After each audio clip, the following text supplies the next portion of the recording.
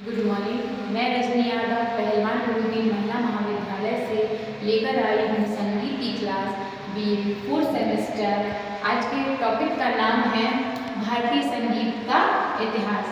भारतीय संगीत की जड़ें प्राचीन काल में है, जिसमें वेदों मुख्य रूप से सामवेद में पाया गया है। भारतीय संगीत का इतिहास, तो हम जानेंगे कि भारतीय संगीत का इतिहास क्या है। तो सबसे पहले आता है प्राचीन काल। प्राचीन काल में वैदिक से लेके गुप्त काल तक, ठीक है। तो सामवेद, सबसे पहले आता है सामवेद, भारतीय संगीत का पहला ज्ञात स्रोत है। इसके बाद है नाट्यशास्त्र, भरत मुनि द्वारा रचित संगीत का यह एक व्यापक ग्रंथ है। इसके बाद है गुप्त काल। इस काल में संगीत को राजघरानों का संरक्षण मिला। इसके बाद है मध्यकाल। मध्यकाल में 7वीं शताब्दी से 18वीं शताब्दी तक। इसमें आता है भक्ति आंदोलन। इस आंदोलन ने संगीत के विकास में महत्वपूर्ण भूमिका निभाई है।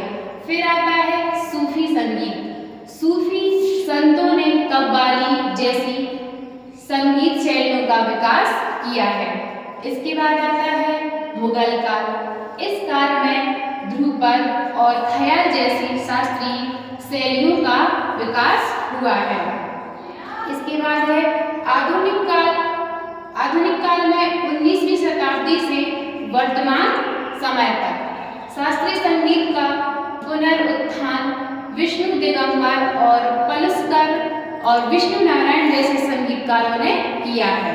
इसके बाद है लोक संगीत। भारत के विभिन्न क्षेत्रों में लोक संगीत की एक समृद्ध परंपरा है। इसके बाद है लोकप्रिय संगीत। बॉलीवुड और अन्य फिल्मों उद्योगों ने लोकप्रिय संगीत का विकास किया है। अब आते हैं भारतीय संगीत की प्रमुख शैलियाँ। तो भारतीय संगीत की प्रमुख शैलियाँ कुछ इस प्रकार से है: शास्त्रीय संगीत, लोक संगीत और लोकप्रिय संगीत। शास्त्रीय संगीत यह संगीत की सबसे पुरानी और जटिल शैली है। इसके बाद है लोक संगीत। यह संगीत की सबसे सरल और सहज शैली है। इसके बाद आता है लोकप्रिय संगीत। यह संगीत की एक आधुनिक शैली है। अब आते हैं भारतीय संगीत के प्रमुख वाद्य यंत्र। ये वाद्य यंत्र हैं सितार, तबला, बांसुरी, बीड़ा, हारमोनियम। सितार यह एक तार वाला वाद्य यंत्र है। फिर है तबला, यह एक ताल वाद्य यंत्र है।